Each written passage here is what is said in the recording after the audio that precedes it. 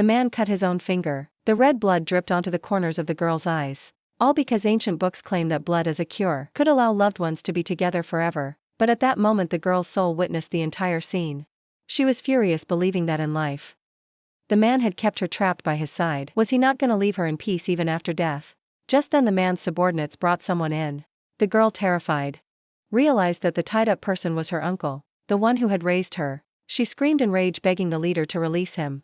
To the girl's surprise, the leader seemed to have heard something. He quickly turned around, looked at the girl's body and vowed to avenge her.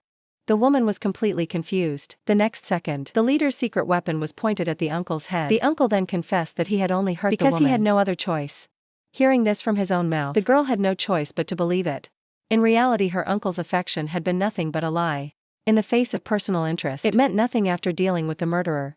The leader returned to the girl's side and expressed how much he missed her. At that moment she realized that the man she had hated most in life was actually the one who had truly loved her deeply. The leader had already poured gasoline all over the altar room. The girl felt a premonition. She shook her head in desperation, tried to put out the flames, but as a soul she was powerless. When a lighter touched the ground, the fire engulfed the room instantly. The leader calmly laid down beside the girl. Perhaps it was the depth of the leader's love that moved the heavens.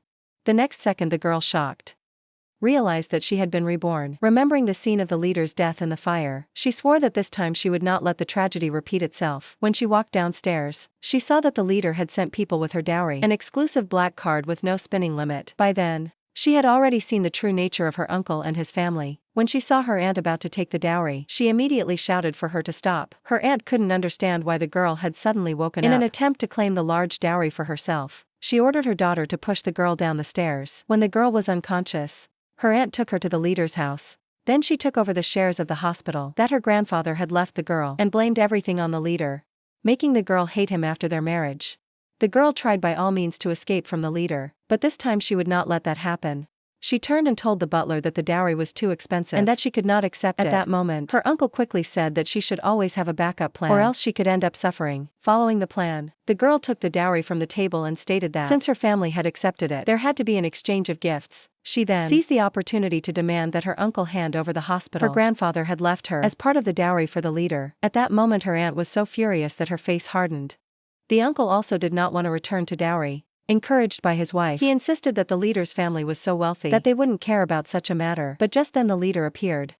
Seeing him, the girl recalled the scene where he had avenged her death. In her past life she had failed to love her husband, but now that she had been reborn, she would take the opportunity to cherish him. With tears in her eyes she quickly ran toward the leader.